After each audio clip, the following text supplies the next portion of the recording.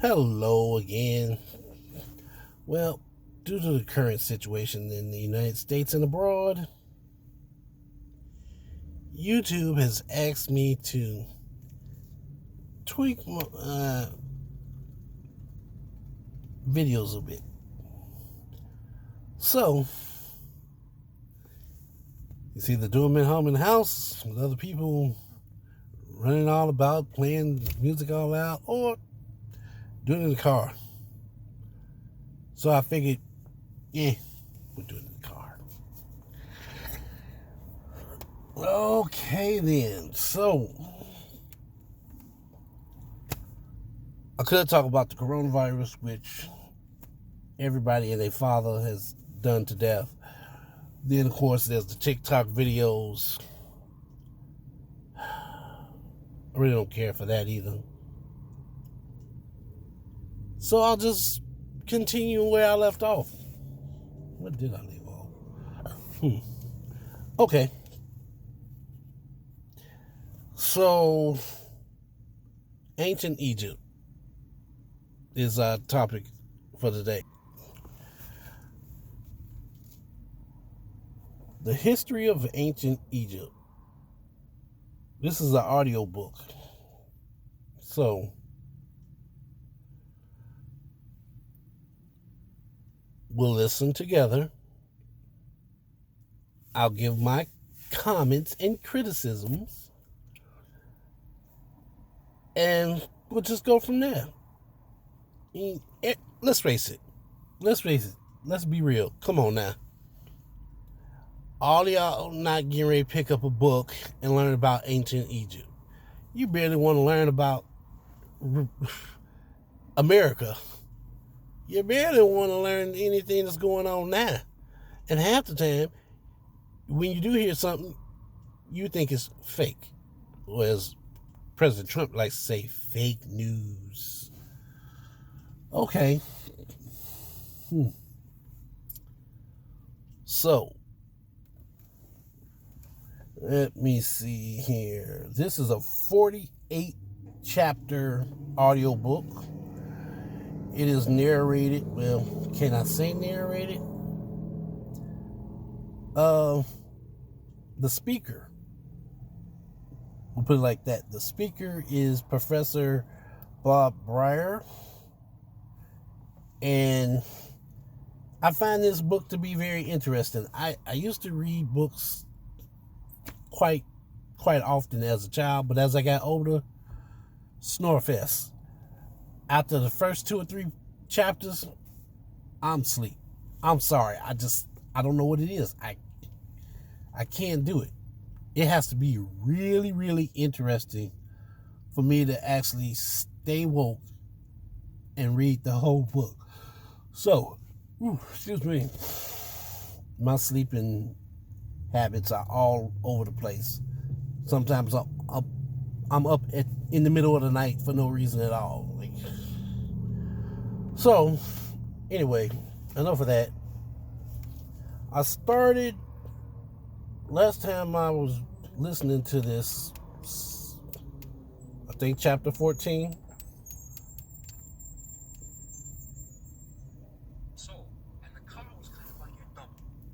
Okay. So we'll start from here and get into it. Is 2 arms, kind of upraised. The best I can tell you is it looks just like in a football game when the referee says field goal and raises his arms up. It looks just. I hope you guys can see that. And the Ka statue of Hor, it's almost, to us it looks almost comical. To make sure that his soul wouldn't make any mistake that this is the statue for you, on the top of his head are 2 large arms that look like he's saying field goal. Not his arms coming from his shoulders, they're just mounted on the top of the head saying this is the Ka statue. But it's a wonderful work of art. It's kind of a holdover from the previous dynasty when they can do good art. They knew what they were doing. There are also 4 small pyramids of this period at Saqqara, right? Again, Saqqara. building pyramids. But let me say why I say there's a decline. The last 57 years of this dynasty, there's another dynasty, right? A 14th dynasty. They call themselves the 14th. They're ruling from the Delta. Right now, the delta, right, let me describe the delta. It's not too far away, so it's a sign that kingship is weakening. Remember, we have the capital was in the Fayoum. And the reason the capital's in the Fayoum is for military purposes. That's why those guys moved it to the Fayoum. In case anybody invades from the north, you're right at the top of Egypt almost. You can control it. But these people are ruling, or calling themselves kings anyway, in the delta. Now, the delta is called the delta, if you remember, because when the Greeks came into Egypt from the north, they came via the Mediterranean, and they saw this marshy land that was shaped like a triangle, which is the Greek letter delta. So they called it the delta. The delta is very moist. So, the delta, the Greek letter, the delta, is named that not so much because it was Greek, because it reminded the Greeks of something that they had back home. But they did that to recognize Egypt. They saw something in Egypt, reminded them of home, so they gave it a Greek name, the Delta. They do a lot of that. There's a lot of renaming and a lot of naming of things that didn't have names. You know, ancient Egyptians might call it a waterway, and the Greeks come along and say, oh, that reminds us of such and such. Okay, I understand that reminds you of something in your hometown, but guess what? This ain't your hometown. Don't come over here in my house moving my furniture unless I asked. Did I ask you for help? Did I tell you to move my stuff? Okay then, calm down and just, leave the table where it's at. Walk around. Like, really? So, they named it the Delta. Okay, and the name just stuck. Well, what can you say? Very difficult to excavate in the delta. When Egyptology really started, it was really to prove the Bible. Really? End of the 19th century. And in England, the first exploration society to explore Egypt was called the Delta Exploration Society. Now, why would you dig in the Delta when, it's such a hard excavation? The reason is they thought the Isrealites went out that way. Oh. Right? If they got out of Egypt, they went through the Delta, and everybody was looking for proof of the Bible. So it was first the Delta Exploration Society. Soon after, they changed their name to the Egypt Exploration Society, broadened their approach, and that's what it is today. In England today, you still have the Egypt Exploration Society. Now, the Delta, as I say, is a very difficult place to excavate because it's moist. Now, the best description I can give you to imagine is the Nile, as you know, flows from south to north. At Khartoum, two rivers join, the Blue Nile and the White Nile, forming our Nile, going north. But as it gets towards the Mediterranean, the Nile branches out. And if you imagine a hand going towards the Mediterranean with the fingers towards the top, the wrist and the arm is the Nile. But then you get several branches, half-dozen branches of the Nile, going to the Mediterranean. And that's going to give you a lot of moisture in the delta. That is the delta. The delta is the hand part of my metaphor. And you've got different branches of the Nile. So you've got water everywhere. And when these guys from the Delta Exploration Fund started excavating, they had a lot of trouble with water. And it's still hard. And what that means for us is that we don't have many records from the delta because everything sunk down. Temples that were built are gone under the water. So delta is a very hard place to excavate. But somewhere in the delta, you've got some 14th dynasty people claiming that they're kings. But it's certainly a sign that Egypt is weakening. When you have two groups claiming to be the pharaohs, there are problems. Now, you've got this 13th and 14th dynasty. The ends are sort of going at the same time. Then we've got the 15th dynasty. This is going to be our second phase. Remember, we have three phases. Egypt is weakening. That's Dynasty 13 with Dynasty 14.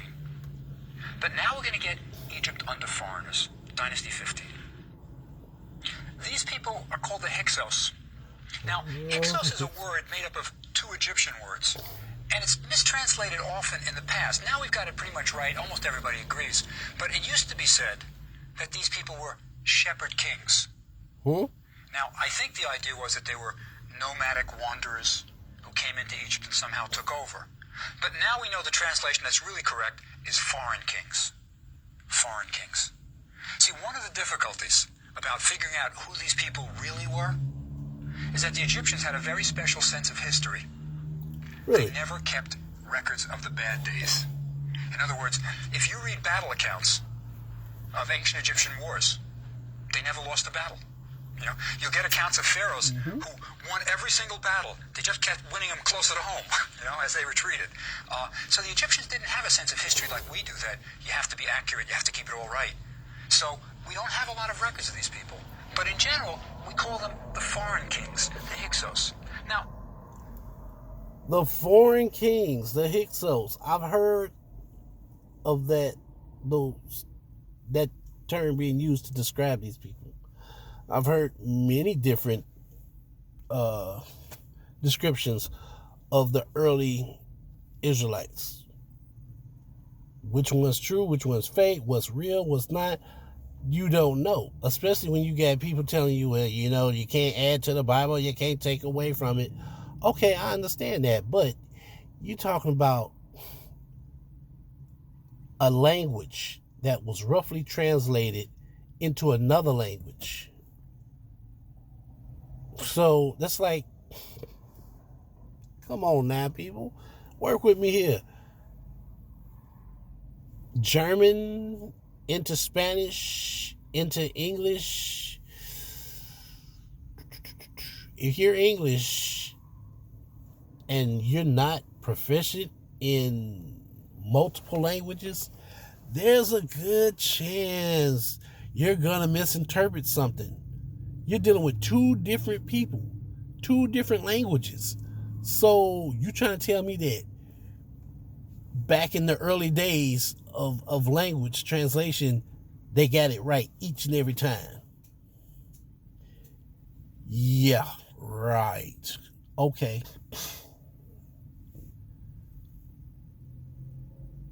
I feel like they tried to do the best job they could, but they made a mistake. My thing is this: admit that you made a mistake. You're human. You can be wrong about something important, but to realize that you're wrong and be like, don't worry about it. They'll believe it anyway. No, that's not right. And then you got other people saying, oh, well, you know, the Bible's fake because it's too many inconsistencies. How could this person have wrote the Bible? And according to history, it was written 500 years after they died.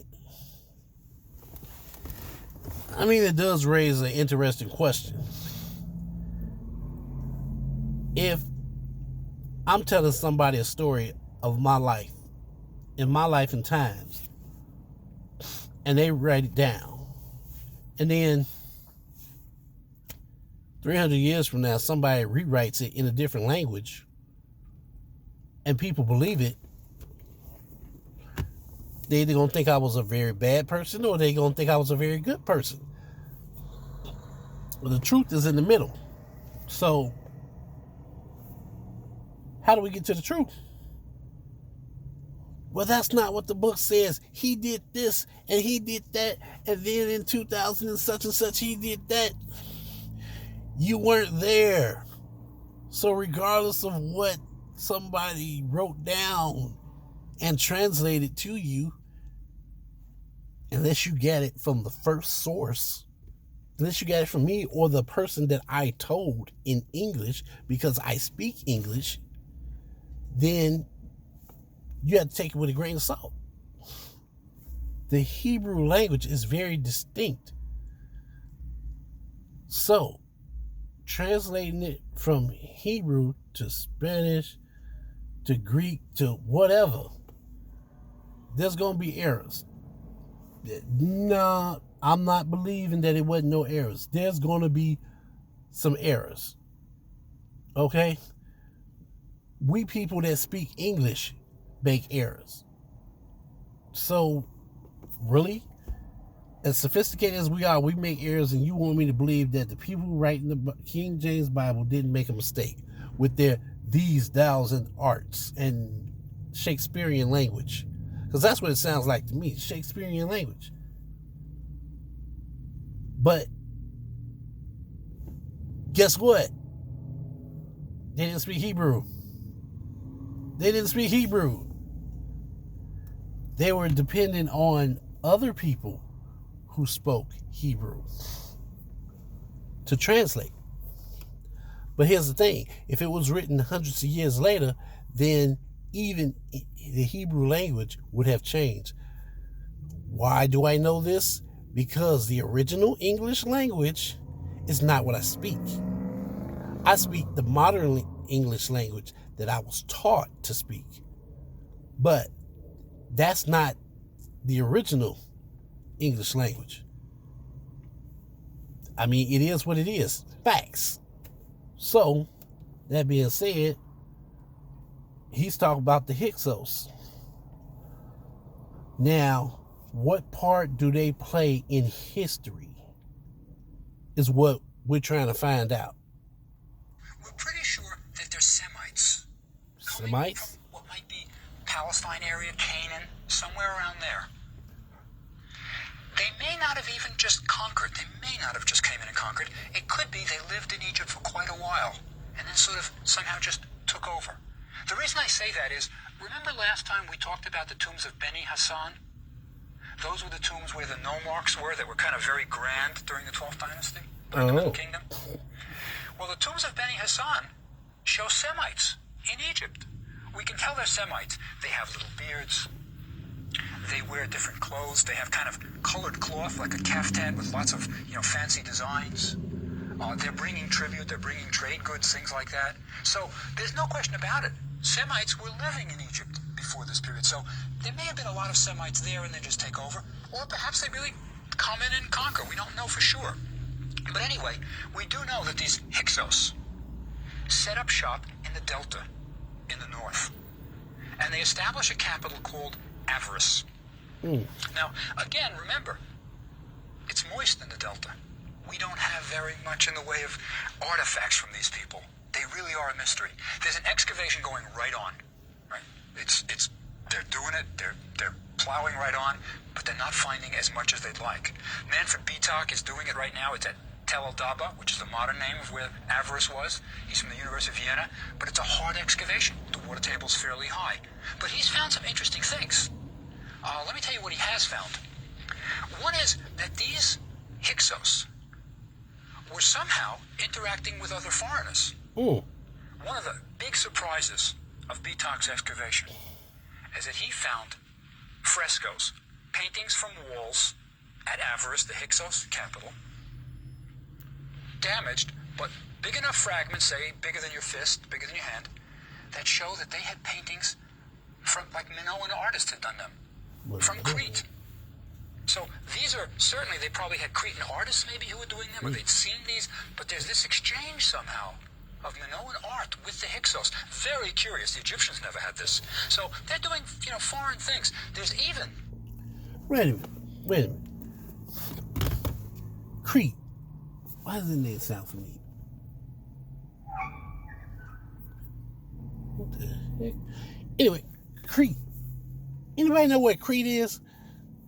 I'm feeling like we're talking about foreigners to Egypt. I'm feeling like Crete might be from Greece, Italy, somewhere around there. Because I'm thinking, when I hear the word Crete, I'm thinking my mind first goes to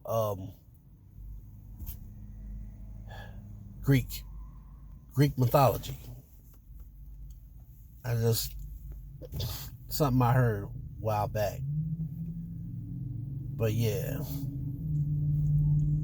if anybody knows where Crete is, do tell.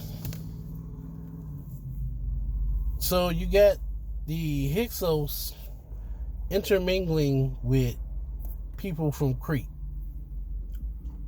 But why? What is this leading up to? A jar with a Hyksos cartouche, the oval, found at Knossos on Crete in the palace. So maybe the Hyksos sent some sort of presence there. They got artists back. But the Hyksos are not just staying put in the Delta. Now, they worship strange gods, these Hyksos. Really strange. One is Seth. Now, remember from our mythology lecture that Seth was the evil god? He's the one who hacked Osiris into 13 pieces. Yeah. And then tries to, really destroy him. These guys worship Seth. Now, in some sense, it sounds like they were devil worshippers. In some sense. It's not quite right. Yeah, because yeah, it does. Not, there were some Egyptians who were mainstream establishment who worship Seth. We don't really understand how you can do this. But what may be the case is that sometime in a later period, Seth becomes a good guy. There's Seth. There's that Seth who killed Osiris. No, that's not that Seth. It's this Seth.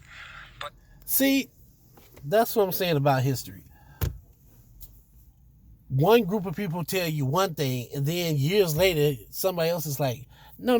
They mistranslated it. That's not what really happened. It's like the whole thing with what's the cat's name that snitched on Jesus? Judas. Now, when I was growing up, I was taught that Judas betrayed Jesus. Now that I'm older, some people are saying that, yes, Judas did betray Jesus, but he was doing God's will. It's like, why would God want somebody to betray his son just to make sure he went through with it? Like that. It could be true, but I don't know. And hopefully I will get to that. But right now, the professor is talking about the Hyksos and how they moved around. So, I don't know. Let's try to prop this up some type of way. There's this strange thing about worshiping this what seems to be a bad god. Now, Seth was represented by an animal. And the animal is called the Seth animal because it's like no animal we've ever seen. Has the head, it looks a little bit like a goat almost, with kind of ram-shaped horns going back. And then it has a tail. It has a body more like a feline or canine. And it has a tail that's forked at the end that goes up into the air. Right? Almost like an animal that's decided by committee. It's interesting that this evil one has a forked tail, like kind of the devil always has. But that's the animal that usually represents Seth. Very strange that he was so prominent in Egyptian mythology and worshipped by these Hyksos. They also... Now,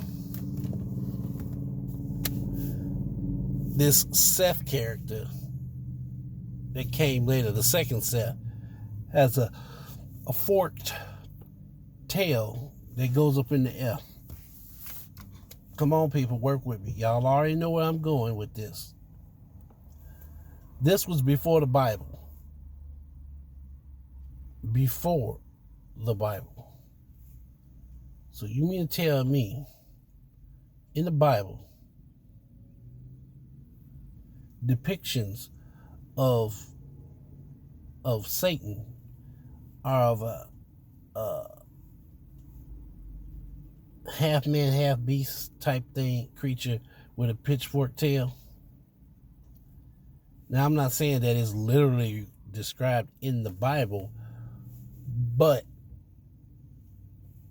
many of people, including so-called scholars, biblical scholars, have said that the early church depicted that same characteristics of Satan.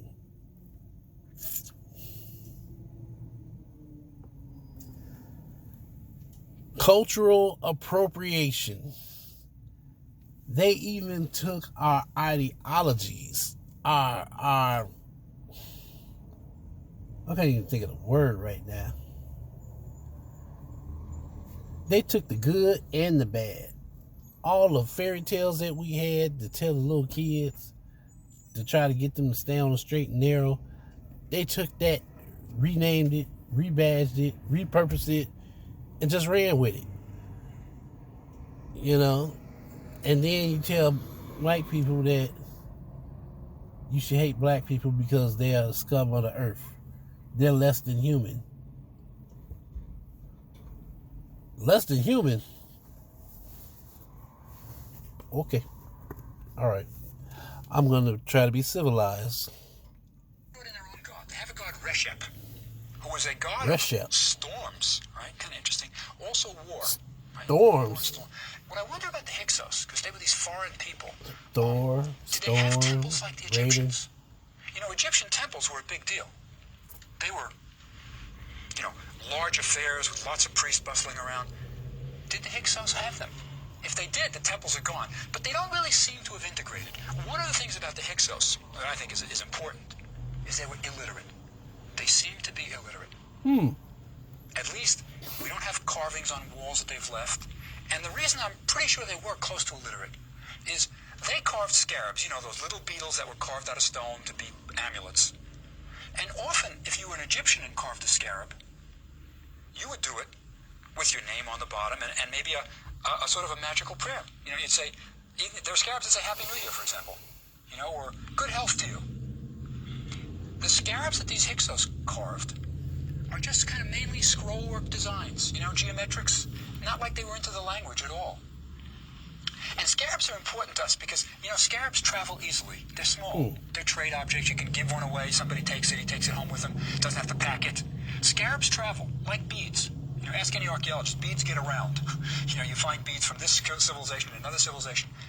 You don't find many Hyksos scarabs in the south. It looks like they stayed put in the delta. They may have gone north to Crete. They may have done something, but they didn't go south. You don't find Hyksos scarabs. So anyway, these were a strange crew. Some people think, and it's just a possibility, some people think that the Hyksos are really Joseph and his brothers. Remember in the Bible, the Israelites go into Egypt, Joseph goes into Egypt, and eventually his brothers go into Egypt? Some people think that the Hyksos may have been Joseph, but we'll talk about that later. That's an interesting question. Yes, it is a very interesting question. Joseph and his brothers. What? The Hyksos. A large group of people come to Egypt as foreigners. They stay there for a while. They multiply. And rumor has it that these people have been enslaved. And at some point in time, famine hits the country. And a famous character says, "Let my people go." And then they migrate out of Egypt. Question is this a different set of people that just happen to be tagging along with the Israelites? Or were these the early Israelites? Because remember, we weren't the Israelites at first. The name was changed. According to scripture, God changed the name of the Hebrew people to Israelites. So, one could ask why, witness protection program for a couple of hundred people, maybe, starting over. You don't want to be associated with the old name. Who knows? Anyway, guys, that's all for today. We will chat later.